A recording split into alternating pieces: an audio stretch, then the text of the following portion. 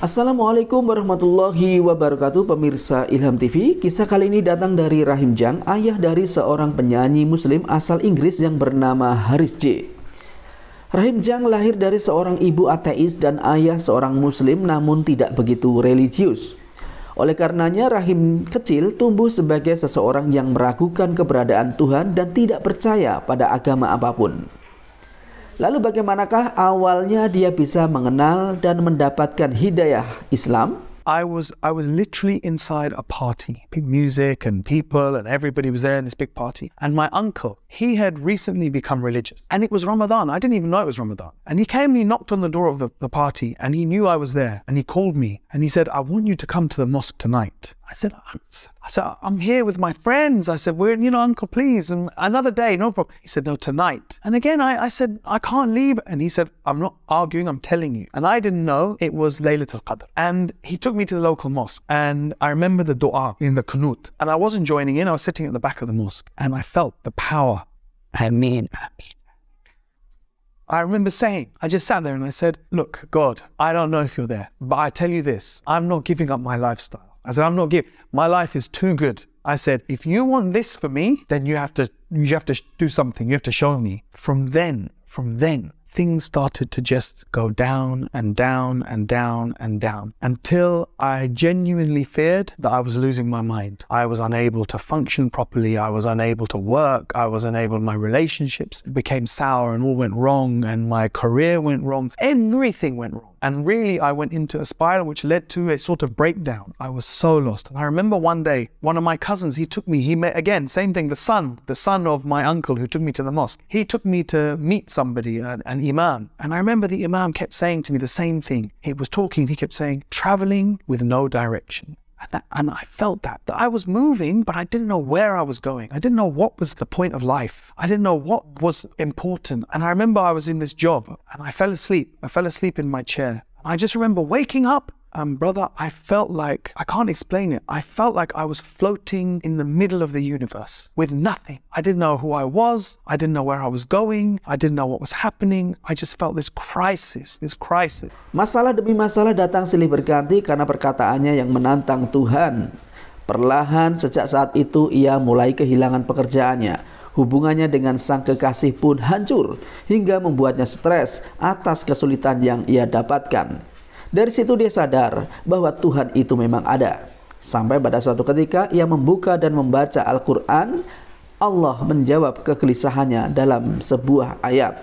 For the first time I made dua. And I didn't know what I was saying. I didn't know what I was doing. I said, oh God, please God, please help me. And I'd even opened the Qur'an. I remember opening the Qur'an first time. And I remember, of course, one of the most important verses of my life to this day. فَإِنَّ مَعَ الْأُسْرِ يُسْرًا. إِنَّ مَعَ الْأُسْرِ يُسْرًا.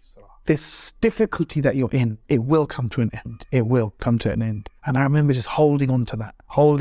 Like with everything, I held on to that verse. That maybe some ease was going to come after this crisis. Semakin ia baca, semakin ia tertarik dengannya. Itulah yang dirasakan Rahim ketika membaca Al-Qur'an untuk pertama kalinya. Dan Al-Qur'an inilah yang menjadi alasan Rahim untuk memeluk agama Islam. For me, the thing that brings me back without any doubt is the Qur'an. And the more we learn about the Qur'an, the more we find out with science and with maths and with computers, and the more we analyze it, the more miraculous, the more miracles come out of the Qur'an. Namun tidak berhenti sampai di situ saja. Masalah baru datang dari sang ibu.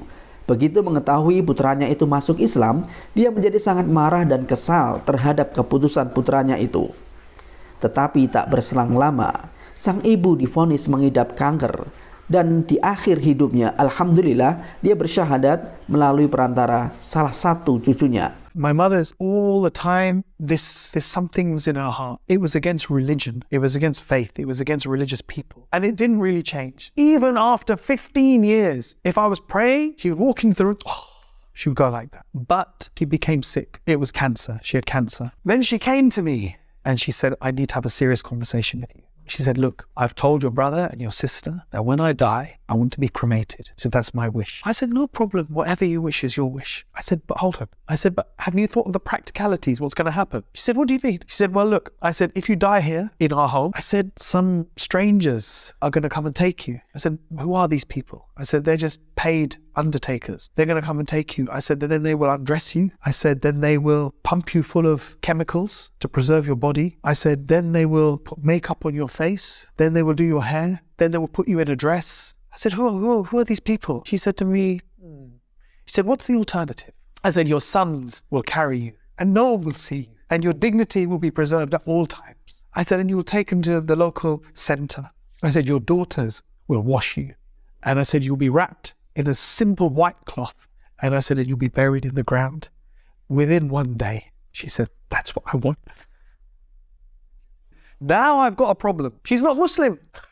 So now I've got a problem, okay? So now I'm thinking, what am I going to do now? This is all just me in my head, you know? What am I going to do now? My mother's not Muslim. She wants a Muslim burial. I can't go to the imam, say, please do janazah for my mother. She's not Muslim. What am I going to do? And I got my first chance. Because she was a nurse, her favorite thing was medicine. She used to marvel at the human body. So I said to her one day, I said, you know, the way the body works and how incredible it is. I said, do you think it's possible that this is designed and didn't just happen by chance? I think so. I said, okay. I left it. That's it. I left it. Then I came back next time. I said, you know, we spoke last time. I said about the possibility of a creator. I said, do you think it's possible that that creator might have sent us people, good, righteous people to guide us like Jesus and like Abraham and like Moses and like Muhammad? Like that, you know, just putting it in there like that. I'm so scared that she's going to say no. He said, yeah, I think that's possible. Now, in my heart, that's enough. Because I'm afraid that if I say to her, say Shahada, she'll say, what? I'm not saying this. And then I'm stuck. In my heart, I thought, that's enough. Alhamdulillah, I'll tell the Imam. She said she believes in God and she believes in Muhammad. Alhamdulillah, that's enough. We can bury her. So I came down and I said to my wife and my son, I said, Alhamdulillah, she said she believes in a God. She said she believes that there are prophets. It's enough. My son, he said, it's not enough, Amba. It's not enough. I said, wait. He said, let me go and talk to her. I said, no, because if she says no, then we're stuck. He went upstairs. It felt to me like he was up there for 5 hours. I was just walking left and right, left and right, left and right. And he came, I don't know how long it was. I said, what happened? He goes, yeah, but no problem. She gave Shahada. Allahu Akbar. Allahu Akbar. So she gave her Shahada in Arabic. Alhamdulillah. Alhamdulillah. This is the greatest miracle of my life. And she's buried, alhamdulillah, in a Muslim cemetery. Alhamdulillah. Dan terakhir, ada kisah menarik dan mengharukan terjadi pada Rahim Jung. Setelah menjadi seorang Muslim, Rahim bekerja di banyak badan amal internasional, menjadi relawan, mengantarkan bantuan bagi mereka yang membutuhkan. Sampai ketika ia sedang dalam perjalanan menuju Selandia Baru, Rahim mendapati musibah yang begitu mengerikan yang hampir saja merenggut nyawanya. Namun, apa yang terjadi setelahnya? I've been lucky enough to work with many Muslim charities. I see the miracle of Sedekah all the time. I was at a charity dinner and this dinner was raising money for a particular cause, and I'll tell you what that cause was. I had an intention to give a certain amount of money. I came prepared to give a certain amount of money. I knew it was a charity dinner. And I said to my wife, I said, look, this is quite a unique thing. So imagine we save one person. Actually, this thing, and we just save one, but I said, let's give more. She said, okay, let's give more. And we gave 6 times the amount that we intended to give. A few days later, I was leaving on a trip. We were doing some filming and we were doing some charity work in New Zealand and Australia. On the way back in New Zealand, we had 1 day spare where we went to do some tourism and we went to these amazing caves, these Maori caves. We're driving back from that and there was an accident and I came out of the car. The door flew open and I came out of the car 100 kilometers per hour. And the first thing that hit the ground was my head. My brains are coming out of my head. The whole back of my head is all open. I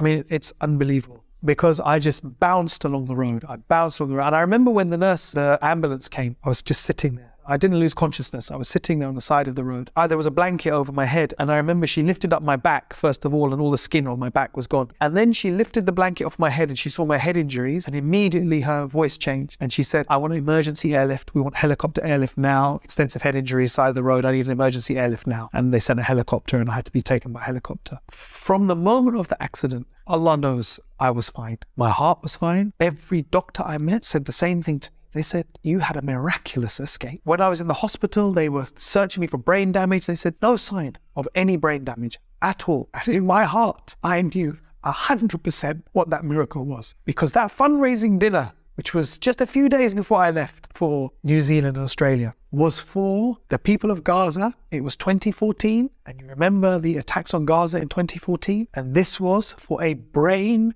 pressure sensor to protect the people of Gaza from having brain damage when they had brain injuries. That's what that donation was for. It was to protect them. And I said to my wife, imagine we saved one person from brain damage. I knew 100% that my donation had saved me. Alhamdulillah.